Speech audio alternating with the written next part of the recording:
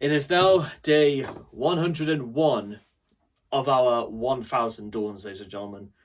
We have now entered what is absolutely the meat of the second phase of Operation Phosphorericus. And,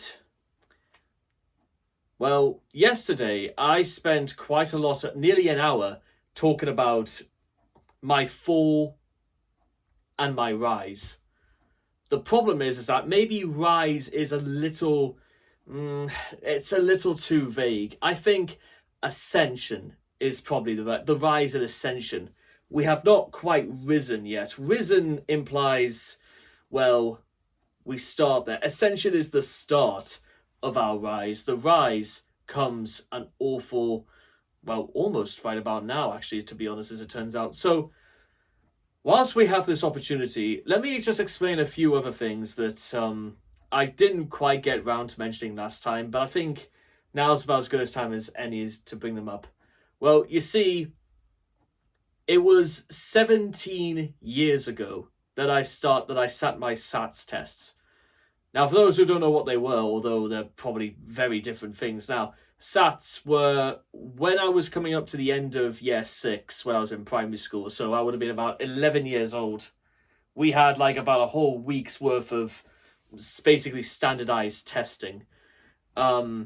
This is how they would like sort of, from maths, English, and science.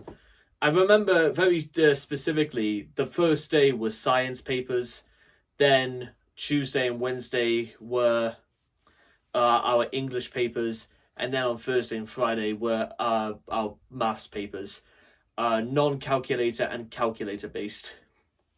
So it was, as you may say, like, because the entire year leading up to that point, from January all the way up to May, was pretty much testing like non-stop. It was quite a bit of an intense part of my life. I'm willing to admit.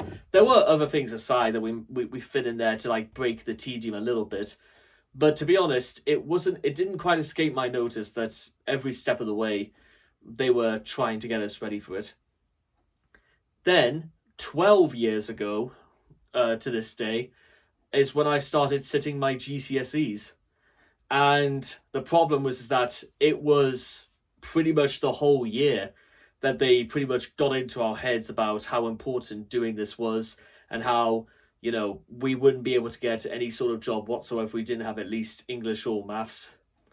So there was a lot of pressure, and to be honest, this was sort of the period of my life where it became obvious that you could very, very easily tell the difference between those who had a legitimate interest and those who just straight up didn't give a shit. And believe you me, that this mindset isn't just lost just because, well, because of 12 years. Because let me tell you something right now. There were people I knew who didn't give a shit in school and still did really, really well. And then there were people like me who I just wanted to get on with life and just get on with what I was told. And then maybe, just maybe, I will actually be asked, what do I really want? And then I'll have some actual time to think and respond to it. And for some reason, I kind of half think that moment is still to come, because I'm not entirely sure. What's that say? Right, news about whether or not Buckingham Palace has asked Number 10 about Keir Starmer's premiership. Interesting that.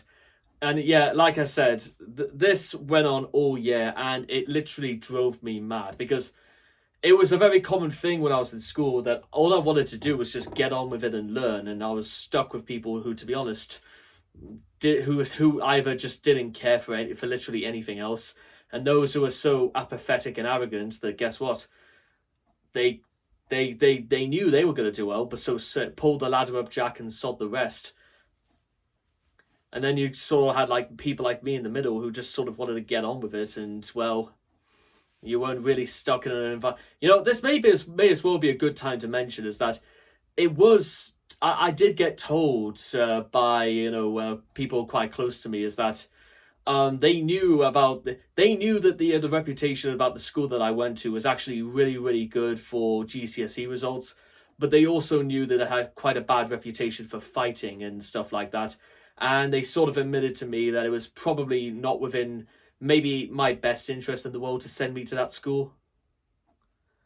They told me that despite the fact that they knew it was probably not the best idea. And just like what I mentioned yesterday, I actually had a very strange reaction to this. Because I was like in my mind going, oh, you decided to mention this now. Okay, that's interesting. The other thing that went through my mind is, well,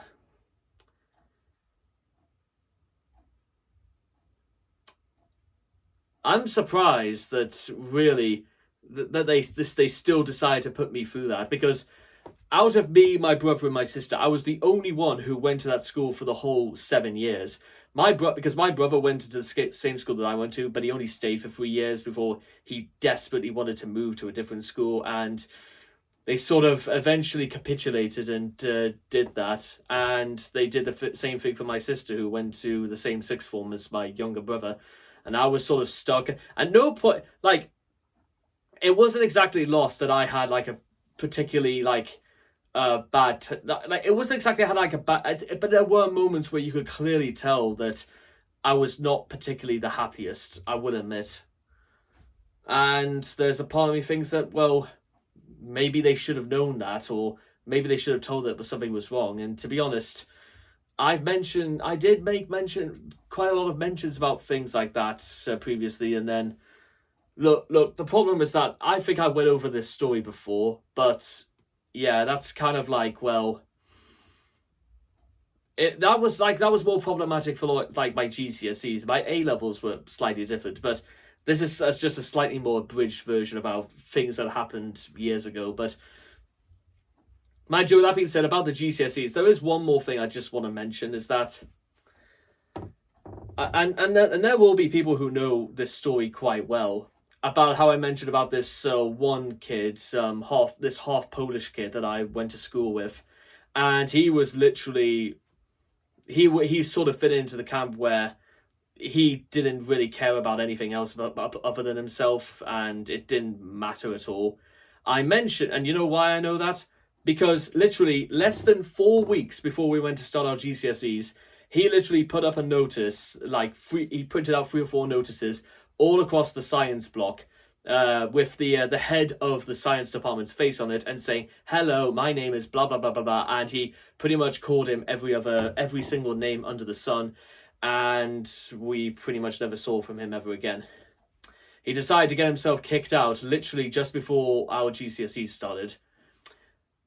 There's a part of me deep down inside that wish, you know what, that he had done that from the very beginning, from his very first day at school, so nobody would have to put up for him for the next 5 years. Because it seems to all the world that he did that he wasted everybody's time, and just, well, waste of space is almost too polite a phrase to call it. How do you say waste of space in Polish? That might come in handy one of those days.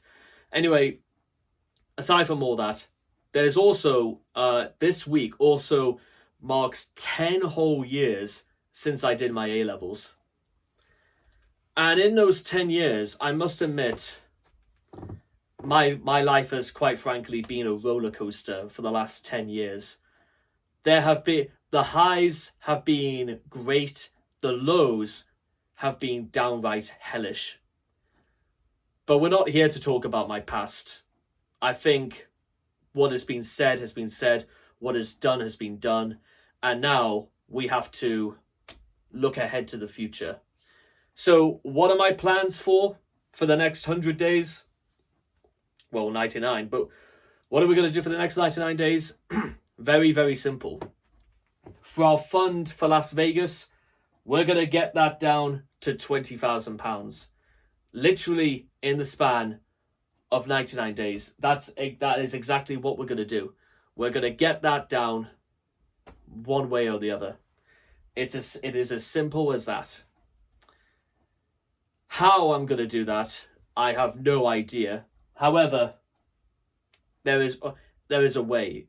They say there is nothing easier in this world than to make money, and making money is something I can do. So with that being said, Let's get to work, shall we?